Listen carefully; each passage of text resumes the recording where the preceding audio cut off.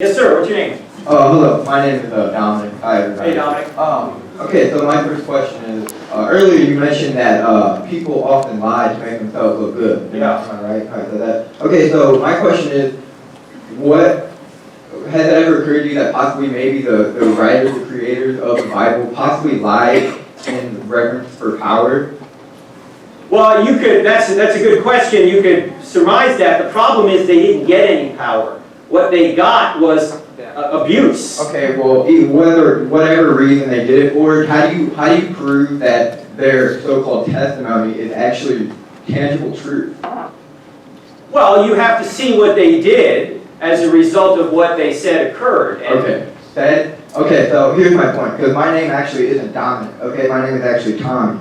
So, the point I'm making here is because, like, in our consciousness, like, if I would have never told you what my real name was, you would have went here, and everybody in this room would have went their entire lives thinking that my name was Dominic. Whether or not that may not have been a big deal or not, that's just the point I'm trying to make. Like, people can say things, but that doesn't always mean it's true, and there's no absolute tangible evidence to any of your ideas whatsoever. And every single one of your testimonies is coming out of somebody's mouth from something that none of us have ever observed before. It's just passed down oral tradition.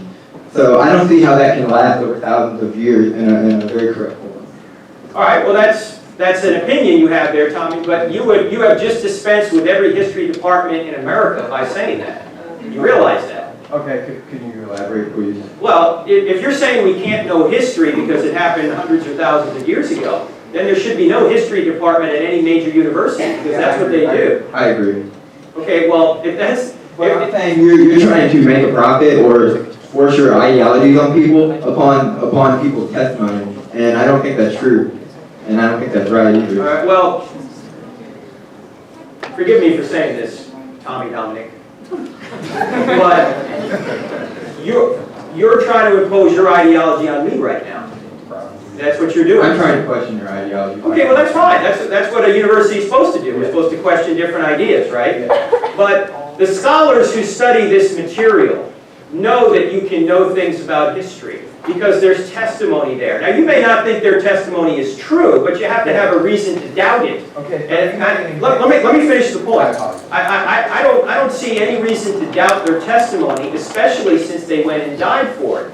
You see, in order to have a conspiracy, in fact, there's a friend of mine. He is a cold case homicide detective. His name is J. Warner Wallace, and we've been together several times. He's helped me teach some courses. He just solved a cold case homicide from California. It just the verdict came down about a month ago. He beat Robert Shapiro, the OJ attorney. He figured out who killed a woman 35 years ago. And it's going to be on Dateline next month, so look out for Dateline. J. Warner Wallace, you'll see this guy. Anyway, J. Warner Wallace investigates history, and he investigates the evidence for certain crimes or certain events that occur in history. And he points out that in order to have a conspiracy, you have to have several criteria, none of which occur for the New Testament. In other words, you've got to have people who have good communication between one another. The New Testament writers didn't. You have to have people who have a motive to lie. They had no motive to lie. Why do you say that they had no motive to lie? What did they get by saying it was true? We don't know. We were not there. So how do you know what they got? You look at historical testimony. So you're saying that everything that they said was historical and concrete and fundamental, definitely true? Oh, I don't know if everything they said was... It sounds like this entire thing is. It sounds like you're trying to push this Tommy. that you don't know upon people. Tommy, everybody has to evaluate the evidence and make a decision for themselves as to whether or not what they said is true. I've given evidence that I think what they said is true. There's good reason to believe it. Am I absolutely sure? No, I could be wrong. Okay? But do you believe, say, George Washington existed?